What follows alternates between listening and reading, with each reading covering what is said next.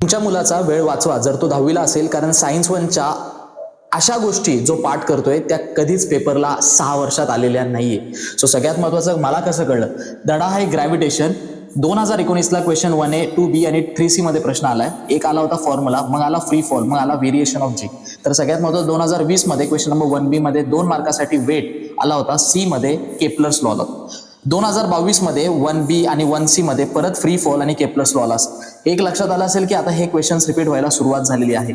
हा जो पॅटर्न आहे हा बऱ्याच विद्यार्थ्यांना बऱ्यापैकी नाही समजत.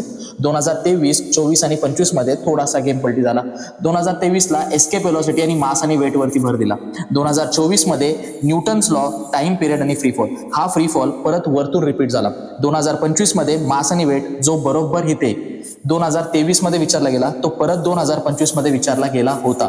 आणि सगळ्यात महत्त्वाचं पुन्हा फ्री फॉल विचारला जो 2024लाच रिपीट झाला होता. आता 2026चे नक्की टॉपिक्स कोणते करायचे ह्यासाठी मी पूर्ण लाईव्ह घेतोय.